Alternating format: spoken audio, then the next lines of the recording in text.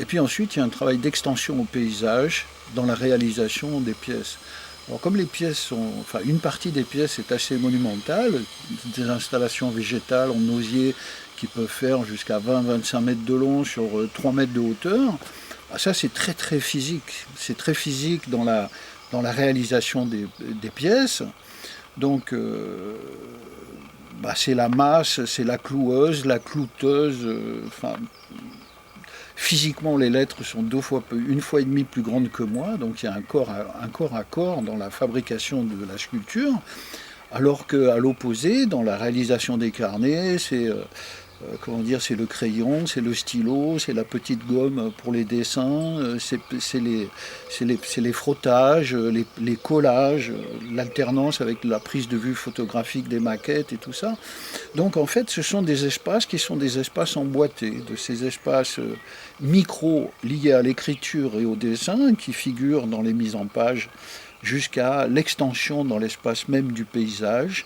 Euh, on a des temps qui sont des temps superposés, feuilletés, qui produisent ces effets de maximalisation, enfin d'augmentation et de maximalisation.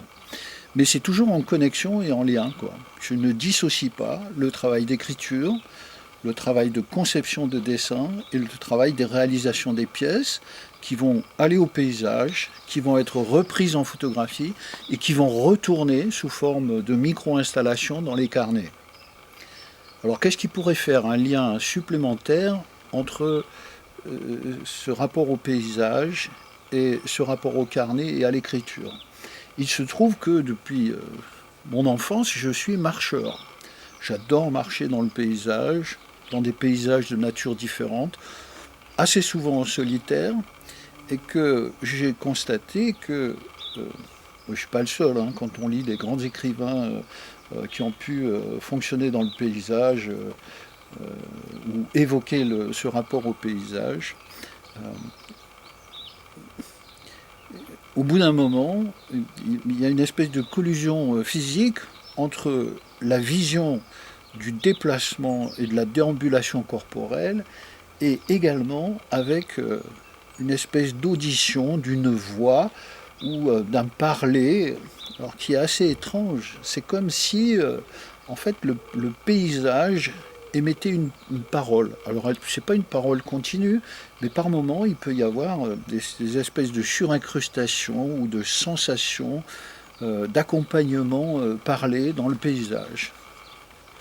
Et donc, ces textes que j'inscris dans le paysage pourraient être de cette nature-là, comme une écriture, virgule, parole, virgule, déambulation, parler, mise en situation d'image dans le paysage.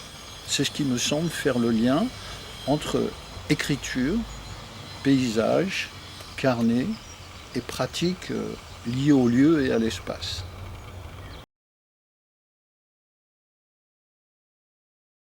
À travers le carnet, les projets ne sont pas improvisés.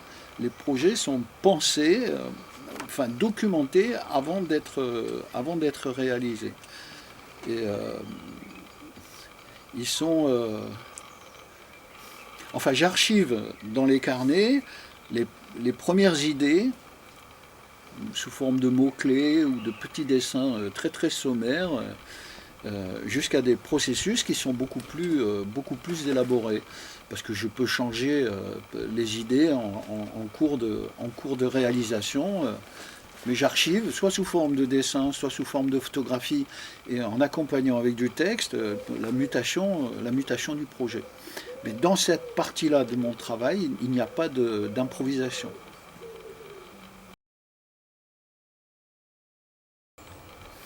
Donc pour ce qui concerne les outils, en fait les outils sont inséparables pour moi des supports.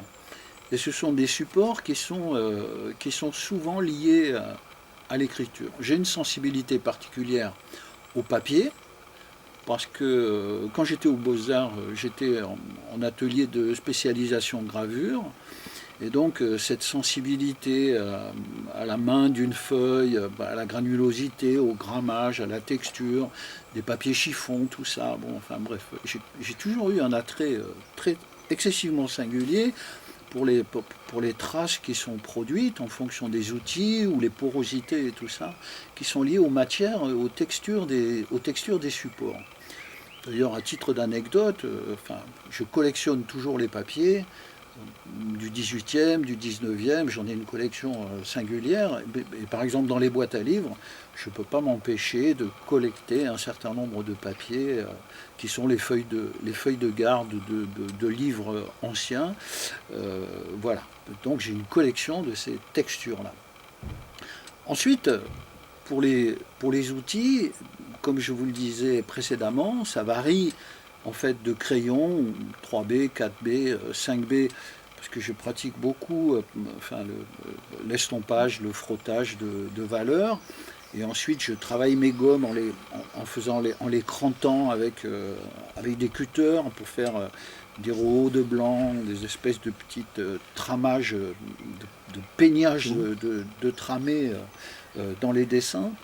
Et ces crayons servent à l'écriture qui est généralement, qui est mélangée avec le dessin, ou dans ce carnet par exemple, il y a une page d'écriture sur une colonne, des fois sur 2 colonnes, et puis des dessins sur le côté. Et parfois il y a des projets carrément qui sont dessinés. Là, c'est quelque chose que j'aimerais mettre en œuvre. Donc là, j'ai fait un paysage imaginaire, mais il s'agit de 7 jalons, étalons rouges. Bon, j'ai développé une petite histoire par rapport à la grande ours, au sténopée de la grande ours, et comme si ces bâtons étaient tombés dans le paysage et donnaient une mesure des différents plans. Donc par exemple, c'est là que je l'ai dessiné, ou ça peut être des installations intérieures d'exposition ou de mise en situation de pièces que je peux déjà avoir ou que je vais produire. Je ne sais plus où c'est dans le carnet, mais il y a ça, quoi. Voilà, une mise en situation. Par exemple, de choses très très simples qui sont des bâtons de marche. Pendant les confinements, en fait, je sortais plus d'une heure réglementaire parce que j'ai l'avantage d'avoir un petit bois au-dessus de la vigne, au-dessus du jardin atelier. Et je partais pour 2 heures, des fois 3 heures.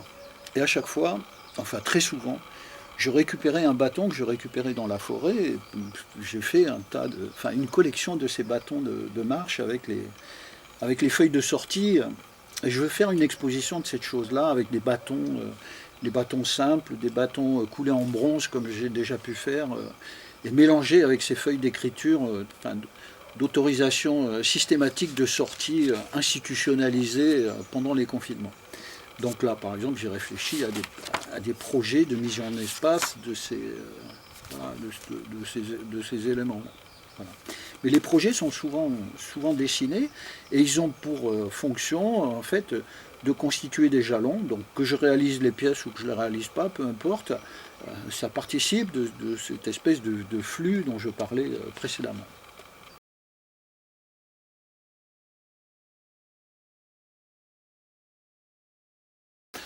Donc par exemple, pour continuer sur les carnets et sur cette notion d'outil,